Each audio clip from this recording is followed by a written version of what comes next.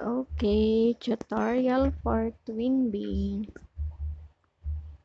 Punta ka lang sa YT app and then nakikita mo yung video sign na may plus. Click mo that and then click live.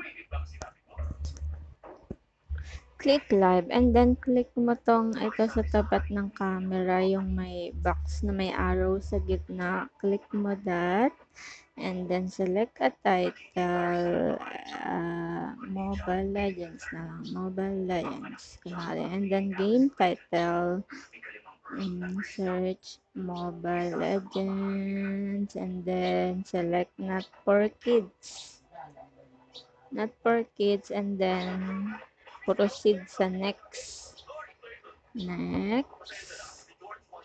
And then, ayan, naka-landscape mode na. Click mo lang yung next ulit. Pero kung gusto mong maglagay ng thumbnail, click mo lang yung pencil. Ayan.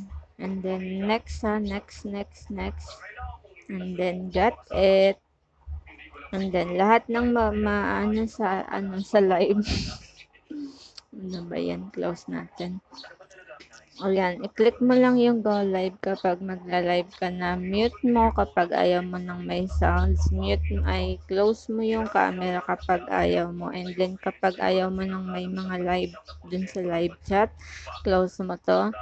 And then setting ng kung gaano kalaki yung camera mo. Yan.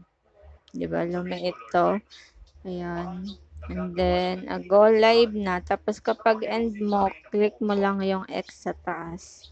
Kapag live mo yan, punta ka sa, di ba maglalaro ka, di ba na, halimbawa, napindot ko na yung go live, punta ka na sa Mobile Legends, click mo lang yan, and then, ayun na, naka-live ka na.